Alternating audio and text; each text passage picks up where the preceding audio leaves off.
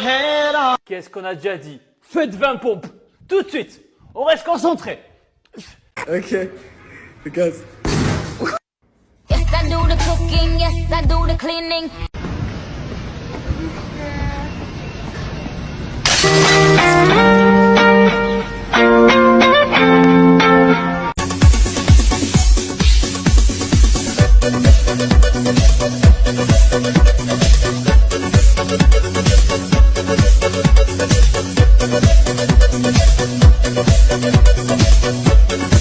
T'es triste? Sois heureux. Tu dors mal la nuit? Ferme les yeux. T'as froid? Mets un pull. T'as faim? Mange. T'es pauvre? Travaille. T'as de mauvaises notes? Révise. T'es fatigué?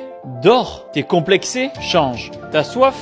Bois. T'es énervé? Calme-toi. T'es fatigué? Dors. T'es moche? Deviens beau. T'es bête? Ouvre un livre. T'es enrhumé? Soigne-toi. T'es déprimé? Souris. T'es maigre?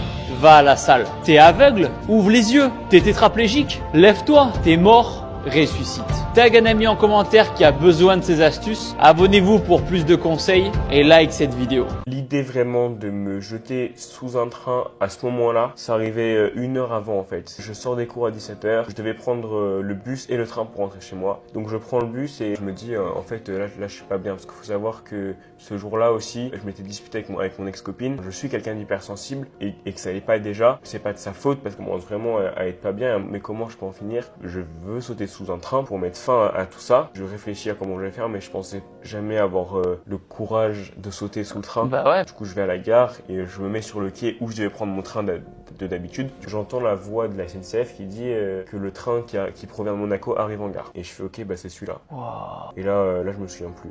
Mes dernières images, c'est un peu comme dans les films, c'est le train qui m'éblouit avec ses phares qui est devant mes yeux. C'est vraiment ma dernière image. T'as aucun souvenir de douleur ou quoi que ce soit? Je sais que j'ai mal. Du coup, les secours, ils viennent sortir de sous le train, donc entre le train et les rails. Donc j'ai le souvenir juste de ramper sous le train et sur les rails.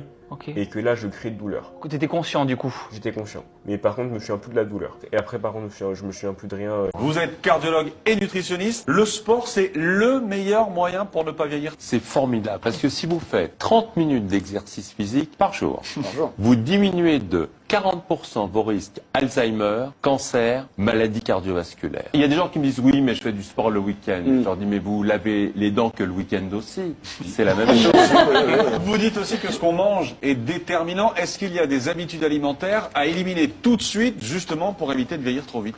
L'alimentation, c'est essentiel si on veut faire du vieux os en bonne santé. Il faut faire 7 km en jogging pour faire l'équivalent d'un croissant. Très important à l'alimentation parce que si vous êtes trop gros, le risque c'est plus de cancer, plus de maladies cardiovasculaires. On s'est aperçu que les couples qui ont au moins 10 rapports sexuels par mois paraissent 8 ans de moins. Et le sexe c'est bon aussi bien pour l'homme que la femme. 12 éjaculations par mois diminuent de moitié les risques cardiovasculaires. Et chez la femme, ça diminue l'incidence des cancers du sein. On peut être des champions jusqu'à 100 ans. Comment gérer musculation, sport avec le ramadan? Le ramadan, c'est un jeûne pratiqué pendant 1 mois par la religion musulmane. Vous aurez le droit de manger pendant 8 heures. Vous devrez choisir les bons aliments qui vont vous aider à maintenir votre masse musculaire et aussi boire beaucoup d'eau. Voyez ce mois du ramadan comme un mois aussi où vous allez pouvoir récupérer. Au lieu de faire par exemple un entraînement tous les jours, vous allez faire 3-4 entraînements par semaine. Au lieu de faire des séances de muscu d'1h30 par exemple, faites des séances d'1 heure ou de 45 minutes. Donc n'hésitez pas à baisser un petit peu le poids sur les exercices. Pendant les 8 heures où vous aurez le droit de manger, assurez-vous d'avoir votre quota calorique de la journée. Souvent on dit qu'il faut 1,5 g de protéines